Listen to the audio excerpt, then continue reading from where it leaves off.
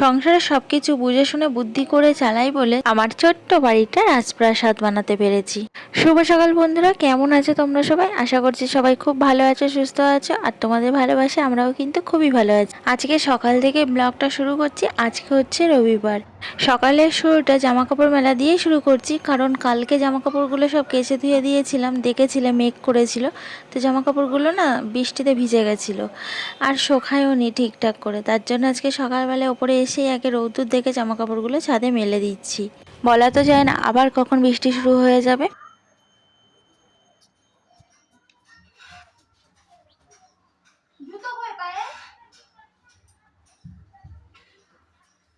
তারপর রান্নাঘরটা পরিষ্কার করে চলে এলাম বেসিনে। কালকে রাত্রে বাসন আর ধুয়ে রাখতে পারিনি, সেই সব বাসন এখন ধুয়ে নেবো।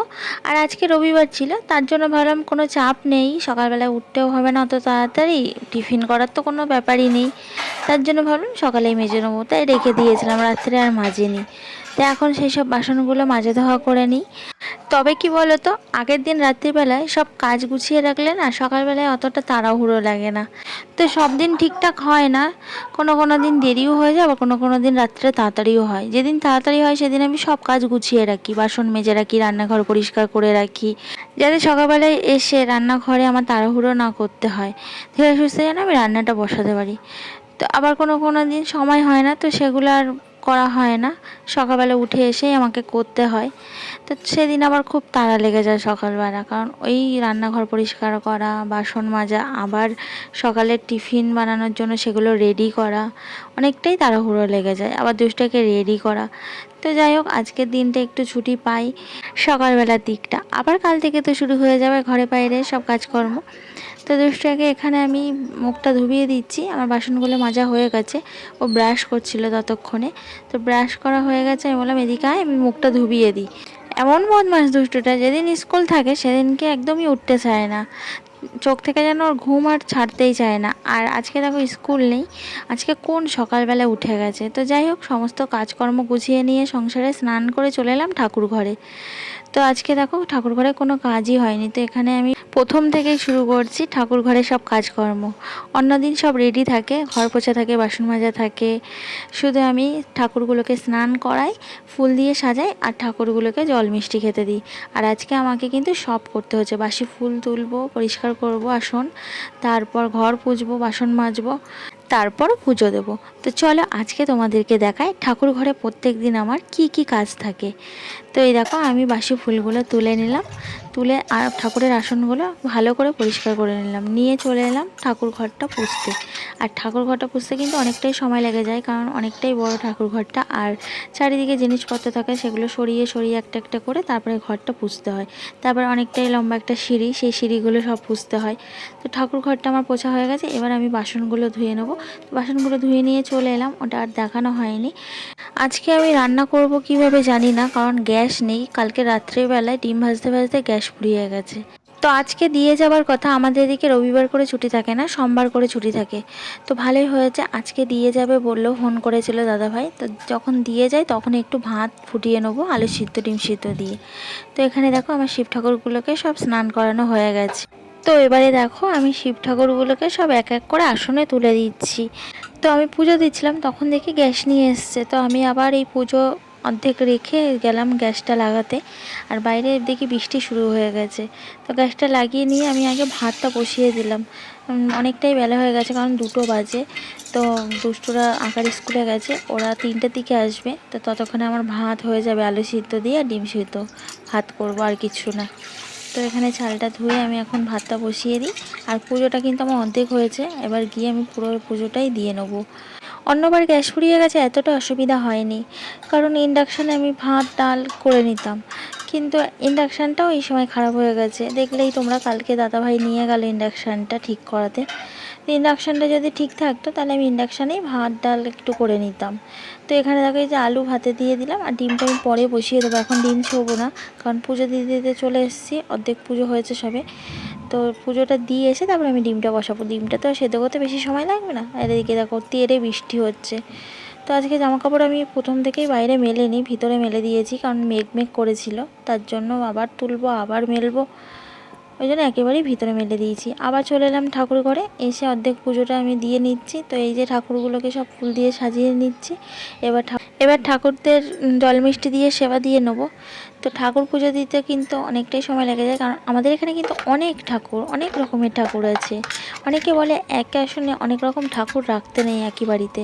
তো যাই হোক, জানি না, আমাদের জানা নেই। তো সব ও দেয়, ঘুরতে যায়, সেই থেকে অনেক ঠাকুর হয়ে গেছে। তো এখানে আমি প্রদীপটা ধরিয়ে নিলাম। এবার আমি একটু আরতি মতো করে নেবো, নিয়ে পুজোটা সম্পন্ন করব। প্রদীপটা ধরাতে গিয়ে দেখি প্রদীপটাতে তেল নেই। আবার একটু তেল ঢেলে দিলাম, নাহলে এক্ষুনি লিভে যাবে, নাহলে বুক পুড়বে প্রদীপের। আর বুক পোড়া তো ভালো লক্ষণ নয়, সংসারে ক্ষতি হয়। তার জন্য আমি একটু তেল ঢেলে দিলাম। তো এবার চলো আমি আরতিটা করে নিই।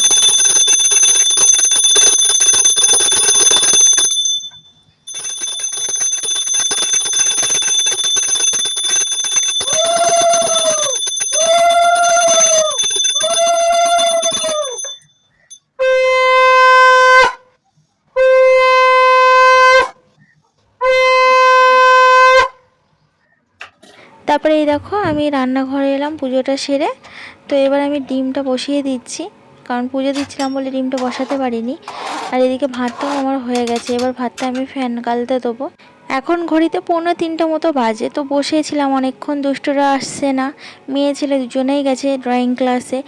তো 3টের দিকে আসে, অনেকটাই সময় লাগে। তার জন্য বসে বসে ভালো লাগছিল না। তারপর ভাবলাম এই ঘরটা গুছিয়ে নিই। দুষ্টুটা তো হুড়িয়ে রেখেছে, সকালে একবার গুছিয়ে আবার খাটটা অগোছালো করে রেখে গেছে দুষ্টুটা। তো ভাবলাম গুছিয়ে নিই, আজকে মেয়ের পড়া আছে, তো তখন তো গোছাতেই হবে বিকেলে। এখন বসে না থেকে তো কাজটা করে নিই। তো এভাবেই না আমি কাজগুলো করে নিই, এক বিন্দু কিন্তু আমি বসে থাকি না। সংসারের কাজগুলো আগে খুঁটিনাটিয়ে দেখি কোথায় কী আছে, তারপর করে বসি। তো যাই হোক, বিছানাটা ঝেড়ে নিলাম। আর বিছানা ঝাড়লে তো একটু ধুলো পড়বেই, তার জন্য ঘরটাও একেবারে ভালো করে ঝাড় দিয়ে নিচ্ছি। আর আমার দুষ্টটা থাকলে না, ও বড্ড ঘরবাড়ি নোংরা করে। আর তোমরা তো জানোই যে বলেছি আমি, ছাদ থেকেই ঘরের মধ্যে বালি ঢোকে প্রচুর, আর সারা ঘরটা যেন বালি বালি হয়ে যায়। তো এখন কিন্তু ঝাড় দিলাম, অনেক বালি বেরালো। যতবার ঝাড় দেবে ততবার বালি বেরাবে। তো অনেকটাই সময় রয়েছে, বসেই রয়েছে, আসেই না। তো অবশেষে এই যে আসছে ওরা দুজনে মিলে, দেখো খুনসুটি করতে করতে সিঁড়ি দিয়ে উঠছে। এত বারণ করি সিঁড়ি দিয়ে ওঠার সময় এরকম হুড়ুড়ি করবি না, কারণ রেলিং নেই। যদি একবার বাই চান্স পড়ে যায় তাহলে কি হবে বলে তো, হাত পা পুরো ভেঙে যাবে।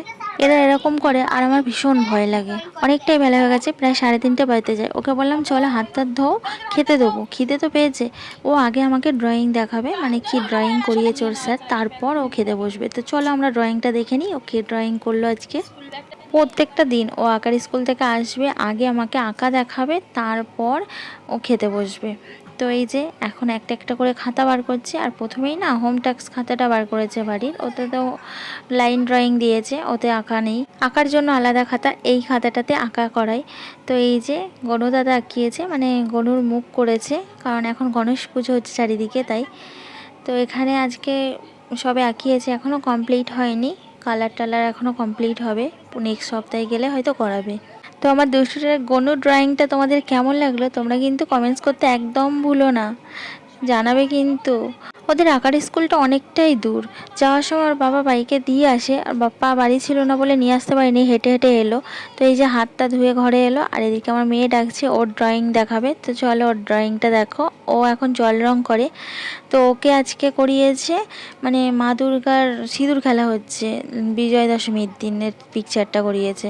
তো আমি বলছি এখনও দুর্গাপুজোই শুরু হলো না, তুই বিজয়া দশমী এনে দিলি? তো বলছে কি করব বলো স্যার, এটাই আমাকে করিয়েছে। আরেকটা মেয়েকে করিয়েছে যে দুর্গা ঠাকুর নিয়ে আসছে কুমোরটুলি থেকে, গাড়িতে তুলছে। আমি বলছি সেই আঁকা তোকেও দিতে পারতো। তো যাই হোক, কেমন হয়েছে আঁকাটা বলো কমেন্টস করে। তো তারপরে আমরা এই যে খেতে বসেছি, ডিম সিদ্ধ আলু সিদ্ধ নিয়ে, আর সাথে করেছি শুকনো লঙ্কা তেল। শুকনো লঙ্কা তেল দিয়ে কিন্তু আলু সিদ্ধ ভাত মাখা খেতে ভীষণ ভালো লাগে। আমি ডিম ভাজা খেতে একটু ভালোবাসি, ভাবলাম ডিম ভাজা করি। তো আমার দুষ্টুটা, আমার মেয়ের আবার ডিম সেদ্ধ খেতে ভালোবাসে। তো নিজের ভালোটা তো দেখলে হবে না, এখন আমি মা, কারুর বউ, তো এখন সবাই ভালোটা দেখতে হবে, নিজের ভালোটা দেখার দিন চলে গেছে, তাই না? তো দুপুরে খাওয়া দাওয়াটা সেরে নিলাম সবাই মিলে।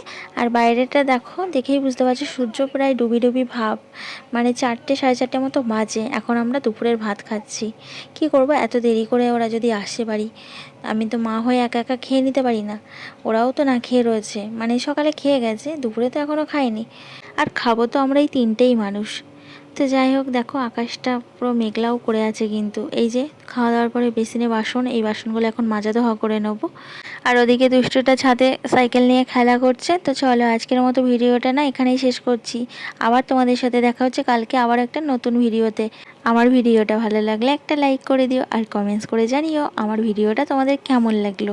আর আমার ভিডিওর কোনো অংশ যদি একটুও ভালো লাগে, চ্যানেলটা সাবস্ক্রাইব করে আমার পাশে থেকো। সবাই সুস্থ থাকবে।